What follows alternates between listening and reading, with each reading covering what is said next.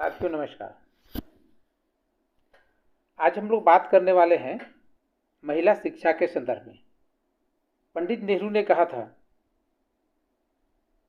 आप अगर किसी राष्ट्र की स्थिति का पता लगाना चाहते हैं, उसका आकलन करना चाहते हैं, तो वहाँ के नारियों की स्थिति से आप उसका आकलन कर सकते हैं। डॉक्टर भीमराव अंबेडकर ने कहा था, शिक्षा वो शेरनी का दूध है जो पिएगा वो दहाड़ेगा। और बहुत सारे शिक्षाविदों ने शिक्षा के महत्व को उनकी वास्तविक स्थिति और परिस्थिति से जोड़ने का प्रयास किया है।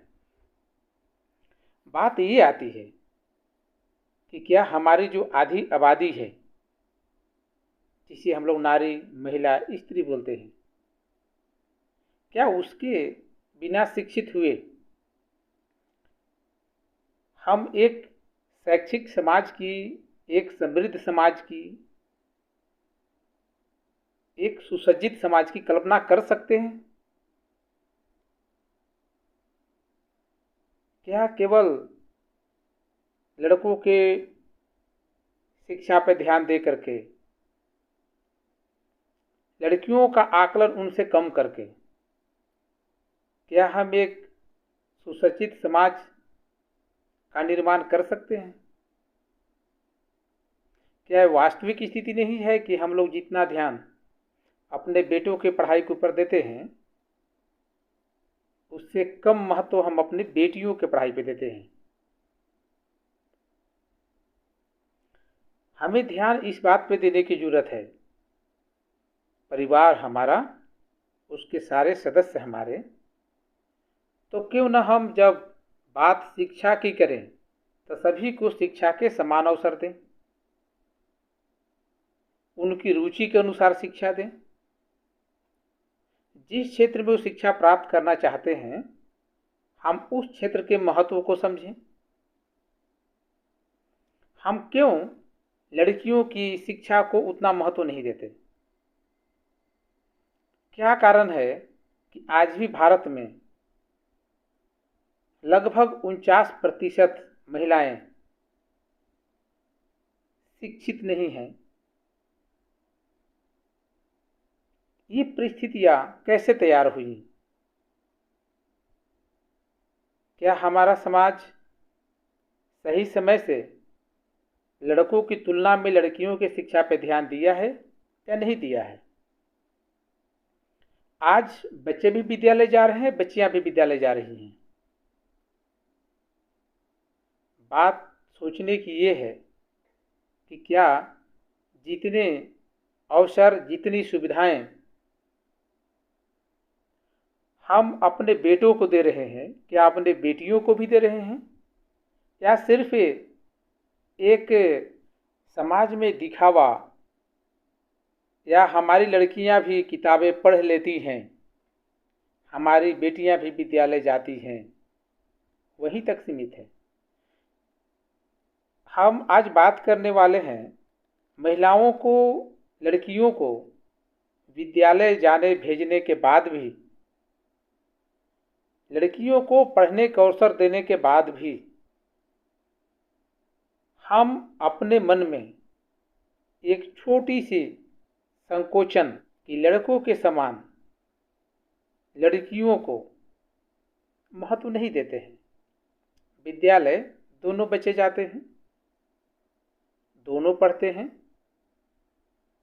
लेकिन बात जब उच्च शिक्षा की आती है तो वहाँ पे हम लड़कियों को कितना अवसर देते हैं?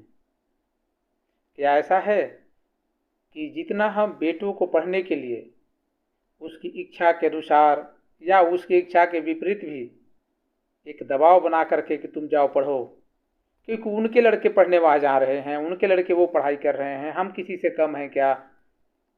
तुम क्यों नहीं पढ़ सकते? तुम पढ़ाई करो, तुम वो पढ़ाई करो, तुम ये पढ़ाई करो। लड़का कुछ और करना चाहता है, लेकिन हम उसकी पढ़ाई का तुलना समाज के अन्य बच्चों से, अपने मित्र, रिश्तेदारों के बच्चों से कर करके उसे वहाँ तक भेज देते हैं जहाँ शायद वो जाना भी नहीं चाहता। इसके विपरीत हमारी लड़कियाँ जो पढ़ना चाहती हैं, आगे बढ़ना चाहती हैं, वो चाहती हैं कि घर से दूर जा कर के, अगर हायर एजुकेशन की व्यवस्था हमारे यहाँ नहीं है तो उससे दूर जा कर के हम पढ़ाई करें और हम अपने पढ़ाई को बेहतर करें, जीवन में कामयाब हों, जीवन में अपने लक्ष्य जो मन में रखी होती हैं उसे प्राप्त करने की इच्छा होती है। वो 10th में 12th में अच्छे मार्क्स भी लाते हैं, यानी कि वो पढ़ाई पे ठीक से ध्यान देती हैं जब तक वो पढ़ती हैं। और उनके पढ़ने के बावजूद जब बात हायर एजुकेशन की आती है तो हम वहाँ पे अपनी नियति लड़कों के प्रति बेहतर रखते हैं जबकि लड़कियों के प्रति कमज़ोर। ऐसा क्यों? ऐसा क्या था कि प्राइमरी शिक्षा, माध्यमिक शिक्षा, तब हम लोगों ने लड़कियों को अवसर लड़कों के बराबर दिए, लेकिन बात जब उच्च शिक्षा की आती है तो हम सिमट जाते हैं लड़कियों को पढ़ाने के संदर्भ में, हायर एजुकेशन के संदर्भ में। मैं बात ये कर रहा हूँ कि सरकारें जो चाहती हैं कि लड़कियाँ पढ़ें, आगे बढ़ें, उन्हें अवसर दिए जाएं, उन्हें लैपटॉप दिए जाएं, उन्हें साइकिल दिए जाएं, उन्हें किताबें दिए जाएं, उन्हें आसानी से शिक्षा के लोन दिए जाए, छात्रवृत्ति दिए जाए, बहुत सारी लाडली योजनाएं, सुकन्या योजनाएं।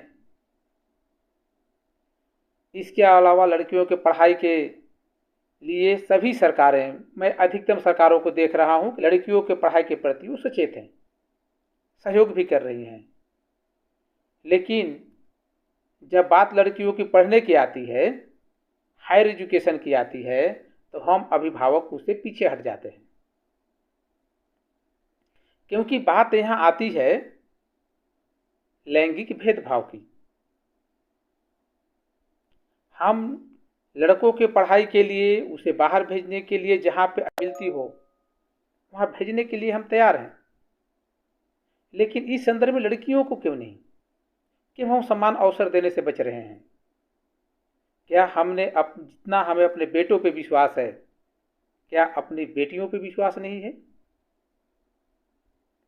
या हम अपने संसाधनों को, सीमित संसाधनों में लड़कों को अधिक अवसर, उस साधनों का अधिकतम भाग पक्षपातपूर्ण तरीके से लड़कियों के हिस्से का भी संसाधनों का भाग लड़कों को दे रहे हैं, और जो लड़कियों को मिलने चाहिए थे उससे काफ़ी कम, सिर्फ इसलिए कि समाज हमें ये न कह सके उन्होंने अपनी लड़की को नहीं पढ़ाया और लड़की को नहीं पढ़ा रहे हैं। हम इस दिखावेपन में लड़कियों को सामान्य शिक्षा दिलाते हैं, प्रोफेशनल टेक्निकल एजुकेशन की तरफ उनके रुझान होने के बावजूद हम उन्हें रोकते हैं। अब वे कहते हैं कि घर में साधन कम हैं, इसलिए तुम यहीं पढ़ लो।